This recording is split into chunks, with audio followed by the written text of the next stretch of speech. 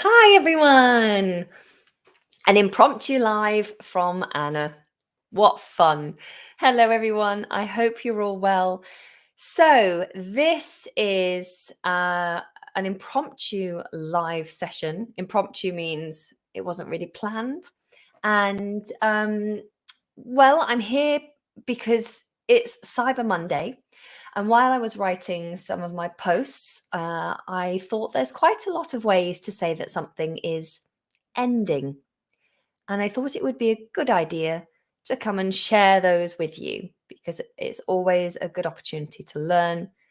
And having these little thoughts, I always like to share my thoughts with the world. So here I am. My voice is a little bit hoarse because I've had a bit of a cold. So I do apologize if my voice sounds very deep, but I hope you'll enjoy this little impromptu live lesson anyway. Hello, hello, hello. Lots of you are here and ready to learn. Fantastic. Lovely. Okay, so we're talking about different ways to say something is ending. It's over. Now, the phrase "it's over," which is the title of this lesson, actually is used often at the end of a relationship. So when a relationship comes to an end, you say to someone, "It's over. I'm done." There's another phrase, "I'm done." You say, "It's over. It's over." And so when I broke up with my ex-boyfriend, I told him, "I need to have a chat. I'm very unhappy. I'm sorry. It's over. It's over. We have to end now." And I also, if I'm completely frustrated with something and I want it to be over, I'd say, "I'm done. I'm done. I'm done." It's a very common expression, but only really used when you're completely exhausted with something. "I'm done. That's it." "I'm out" is another one you'd say. "I'm out. I'm done. It's over. I don't want to play anymore. I don't want to do this anymore." Okay. All right. So that's none of those are the phrases that I actually intended to share with you, but it's always good to add them in. So the first thing you could say is, "It's coming to an end." It's coming to an end. If something is coming to an end, then it'll soon be over. It's not over yet. It will soon be over. So, for example, my courses that are on sale at the moment, of course, because today is Cyber Monday. Cyber Monday is the Monday after Black Friday, when most digital products are on a sale, a big sale for digital products. And today we are closing our sales. My sales are coming to an end because it's Cyber Monday. So by midnight tonight, the 40% off offer will stop and the sale will finally be over. It will be over. But it's not yet over. It's coming to an end. It's coming to an end. Now, you can use the phrase "coming to an end" with other things, events or films, a series that you're watching. If you're watching a series that has 8 parts and 8 episodes and you're on episode 7, you could say, "Oh, the series is coming to an end. I don't want it to end because I'm enjoying it so much." Or you could say, "Shh, just let me watch 5 more minutes of my film. It's coming to an end now. Just shh, just wait. It's coming to an end." Okay? We could also use the oh, hang on, let me see. There's a comment I've just caught it out of the corner of my eye. "How do we use 'at the end of the day' and what does it mean? Please elaborate with an example." At the end of the day is a phrase that you use to conclude. So you might be disputing something or having a discussion about what to do. So, for example, I'm here to talk about my sale on my courses because it's Cyber Monday. We could discuss whether it's a good decision to buy the course or not, whether it's a great thing to be part of my community or not, whether you think you will get the most out of it. And we can talk about lots of pros and cons and pluses and minuses. But then I might wrap up with or conclude with, "Look, at the end of the day, This is the cheapest these courses will ever be. Lots of people find them very useful. If you want to improve your English, then this is a really good step to take. So at the end of the day, you see that phrase is to say, in conclusion, what's most important is. So it's to highlight the most important things to focus on and to conclude a discussion or dispute or conversation. So at the end of the day, this is what we should bear in mind. This is what we should think about and consider. I hope that helps. Okay, so the next phrase, oh, hang on, Edmundo, is it correct to say I am over with you? No, we don't use with. You'd say I'm over you. It's very direct. It's very blunt. You'd only say that to someone if you're really annoyed with them and you don't want to deal with them anymore. You want them out of your life. I'm over you. I don't care for you anymore. I'm over you. Okay? But you don't say with. Could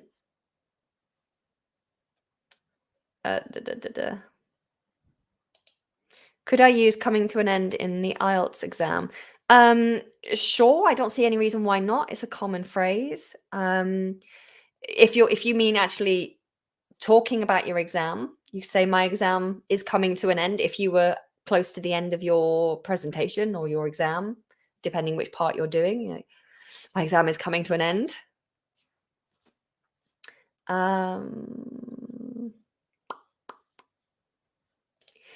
Could you explain to call it a day? What does that mean and how do you use it? Okay, so to call it a day is to say, I'm done. It's over. I'm going to call it a day. It's basically when you're going to retire for the day, but you can use it metaphorically for things like relationships as well. So if your relationship is over and you've tried to make it work, but it's just not working, you're not happy, you could say to your friend, I'm going to split up with my partner. I'm calling it a day. I've had enough. I'm retiring from that relationship. But you'd also use that phrase, you know, on a regular basis when you're just finishing your tasks for the day. So I've been working really hard. I've been working until 9 o'clock at night. I'm really tired. And I'd say to my work colleagues, I'm going to call it a day. I know we haven't finished all the work, but I'm going to call it a day. I'll come back tomorrow after I've had a sleep. I'll be fresh. I'm going to call it a day. Good night, everyone. Okay, so to call it a day is to retire from something. There are different situations in which you can use it. I hope that helps.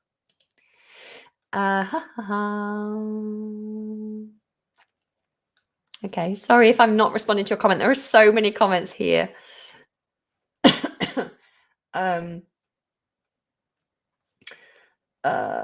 Oh gosh.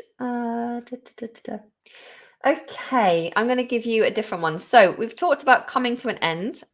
Another phrase that you might hear when things are coming to an end is closing down. Closing down. And this is an interesting one. Closing down. This is a phrasal verb, and it's often used when talking about sales, shops, or you can use it when someone is speaking. So I'd say a shop is closing down. The shop around the corner from me is closing down. It would normally mean that it's going to shut for good. So they're permanently leaving the premises. They're not going to open again as that business. So if you're closing down a shop, then it often is done. But you could close it down for the day. We're closing down now. We'll be open again tomorrow, although that's less common. We do say we're closing down sales. The sale is closing down. Don't miss out. It's your last chance.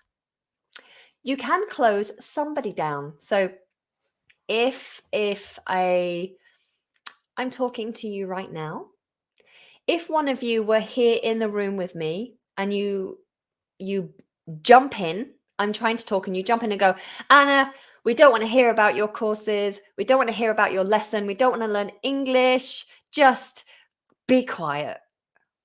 That would be very rude. But I would say, wow, that guy just closed me down. He just stopped me from talking. He's closed me down. So you can separate the phrasal verb and close somebody down, to close somebody down. Okay, it's very rude to close someone down. Hopefully you don't do that very often. Sometimes people need to be closed down. You need to say, hey, no, you're wrong. I'm going to stop you there. But that's to close someone down. Okay. The next one is similar to that phrasal verb, and it's to shut down. To shut down. We can use this in a number of ways. You can say that a shop is shutting down. They're shutting down for Christmas. They'll be closed for 3 days and then they'll be back. You could say that a sale is shutting down. A process is shutting down. So, for example, if there were a major incident in a factory, you probably want to shut the whole factory down, shut down the process, shut down the machines, shut down the production line, shut it down because there's been a major incident.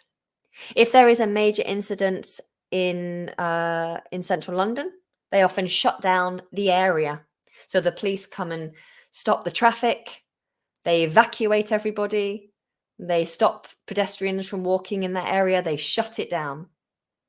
Okay, so to shut down.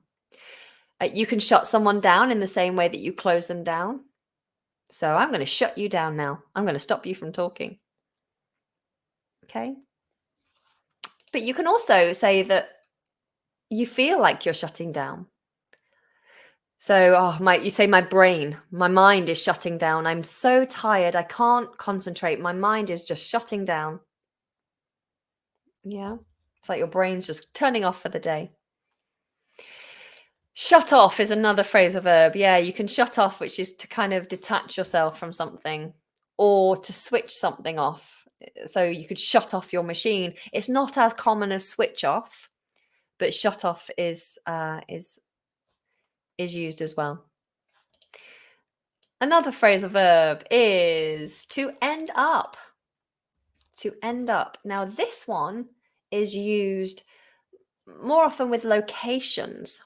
So if we're talking about a journey, I'm going on a long hike. I'm going to hike 200 miles. At the end of the first day, I've been hiking all day. I'm exhausted. Where did I end up? So I'm talking about the position that I finished the day in. I ended up, actually, much further than I expected. I ended up in a little village about 10 miles past where I intended to stop, and it was lovely. I'm glad I ended up there. Or you could talk about where someone ends up in life. So I could say, oh, do you remember the girl at college? And she was really struggling with her confidence and she was very anxious. And we didn't think that she would succeed in her goals in life. She wanted to be a solicitor, a lawyer, but we didn't think she'd succeed because she had such anxiety and self-confidence issues. Well, she ended up becoming a top solicitor and actually a barrister, which is a step higher, and is now a very successful businesswoman. She has her own law firm. She's done really well. She ended up doing really well.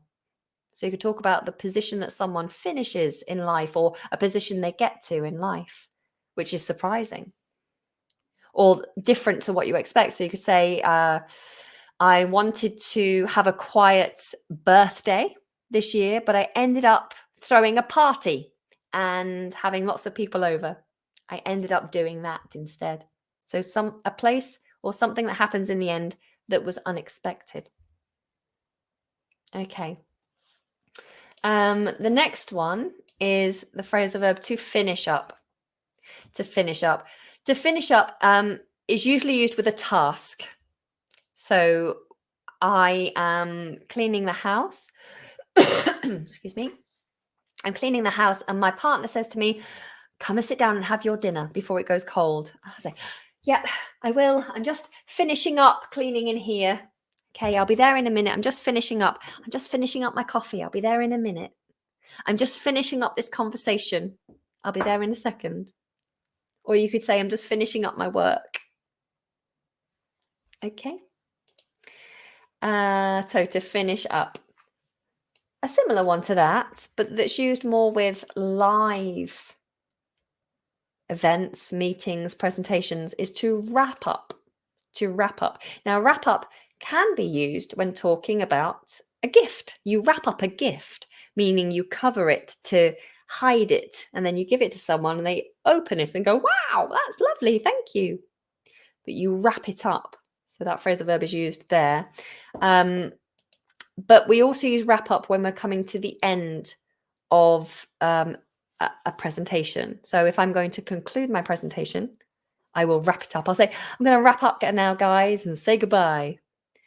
Or you might want to wrap up an event. If there's been a 3-day event and it's going to end with a big party, then the presenter might say, right, I'm going to wrap up now by saying thank you very much and enjoy the party. Hope you had a great time. Okay. All right. Okay, so next we have a word that I did just use, and it's the word conclude. Conclude. So conclude is often used in like business English, or in academic English. When you conclude something, you bring it to an end. So it could be a presentation. And it's when you bring together everything you've just said. So often you'll start a presentation by telling someone what you're going to tell them. So at the beginning of this session, I said, I'm going to talk about ways to say something is ending.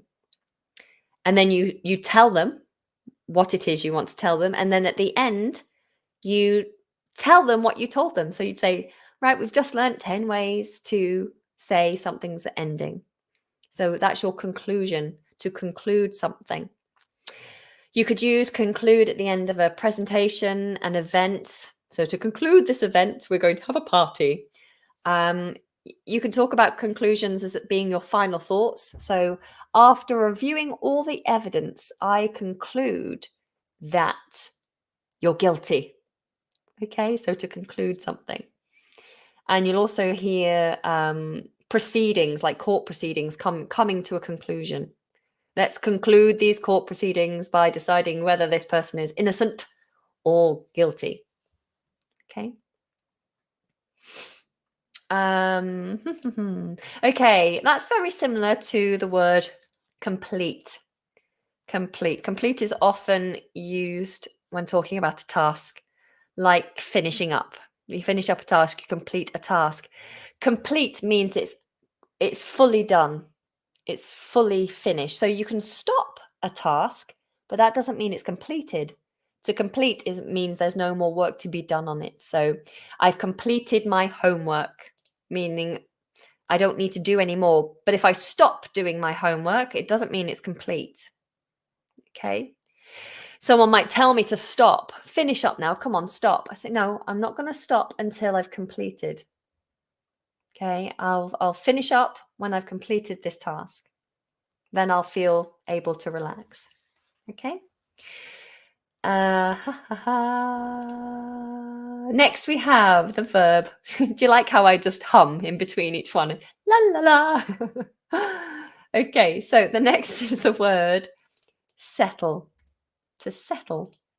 This is an interesting one. Settle can be used when you have a dispute or an argument. So if we've had a fallout, there's another phrasal verb, to fall out. If you've had an argument with someone, then you want to try and fix it. So you go to them and you have a discussion and you come to an agreement to sort out your differences and be friends again. That means you've settled the dispute. You've settled the argument. Okay. You can also yourself settle on something. So if we are trying to decide where to live and we're viewing lots of different houses, and you think, which house should I choose to live in? This one. We're going to settle on this one. So we're going to stop and settle on this one. That's the one we've decided to go with. Okay. And that brings me to the last one on my list, which is the word finish. To finish. To finish something is very similar to complete. You complete it, you finish it. There's no more to be done. Or you could say, I'm finished for the day, which means I'm not going to do any more today. Doesn't mean you finish the task. But you'd use finish usually with things like a journey or a race. Or you might say a holiday has finished. My holiday's finished now, unfortunately. Or a sale. My sale will finish tonight at midnight. So if you'd like to join one of my courses, then don't miss out. Oh, Adnam says, finish is an ugly word. Is it? Is it? It's funny what things we think are attractive and unattractive. So that brings me to the end of my list. I know there's lots of messages that have gone through that I haven't seen or responded to, and that's because you may not be aware of this, but I'm streaming across 3 different platforms all at the same time. So I'm seeing comments coming from 3 different places all at once. There's lots of comments coming through. So now's your chance to quickly ask me a question. What's about the phrase verb makeover? To make over means to refresh something. Usually it's about makeup or making something look nice. So I could have a makeover. If I have a makeover, then someone does my makeup in a different way, will maybe style my hair in a new way and make me look good in a different way. So it's a makeover. You can do a makeover for a house or a room. So we had the decorators in and we've given this room a makeover. We've made the walls white and we've got new furniture and it looks lovely now. So to have a makeover is to like restyle and refresh something. Okay.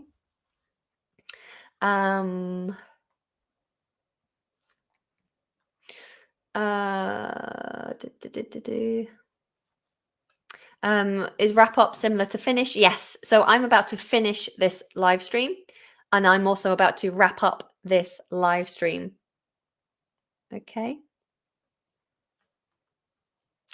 All right, guys. Thank you so much for joining me. I'm just trying to see if there are any quick comments I can respond to. Okay.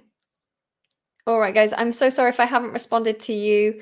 Last one I can see here. What's the meaning of step up? To step up. Okay, so to physically step up is to take a step that goes upwards. So I'm going to step up onto a chair or I'm going to step up onto the stage.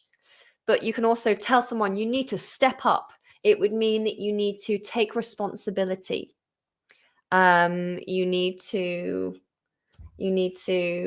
face something. So perhaps someone isn't looking after their child properly and they are being investigated by social services and they're looking for advice from you as a friend. And you say, well, my advice is step up.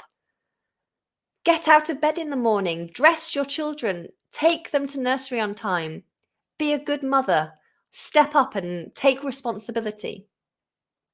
I might say to a student, if I have a student who isn't turning up to class or isn't doing the work, who is quite lazy, and they say, oh, I don't know what to do. I'm not improving. And I'd say, well, you need to step up. You have all the resources. You need to step up and take responsibility for your learning now. You need to do the materials. You need to do the exercises. You need to come to class. So step up means to take responsibility, mostly. Okay. All right, guys, thank you so much. I hope you found that useful. Please don't forget, tonight is the end of our biggest sale ever. We've never had such a big discount across all of our courses. So if you want to improve your English, we do from B1 up to C2. You can get all 4 courses in one English program. Or you can take our business English course, which will really help you to progress your career if you're working in an English speaking company or if you want to work for an English speaking company. And we also have the excellent pronunciation course if you're really keen to improve your communication skills or you want to acquire a British English accent, then that's there for you along with our accent assessment as well. So it's all there, 40% off for today. Pretty much only. It will go up to midnight If you miss that, then we're not going to have another sale this big, maybe ever, but it will at least be another year before we do. So don't miss out. If you're sitting on the fence, if you're not sure, now is the time to make that decision. You won't regret it. Anyone who joins our courses also joins our fantastic community of very motivated learners where you can interact with them. We have regular live streams, which are quite exclusive. They are exclusive. And there are 2 to 3 conversation club sessions every week. So you have a chance to come and practice your English speaking with other learners and myself. And we have a Zoom drop-in call once a month with me. So you can come and ask me your questions directly, face to face. And yeah, I mean, it's incredible value for money. Go and check it out. The link is in the description of this video as well as on the screen here, englishlikeanative.co.uk. Take care, guys. I hope you're all well.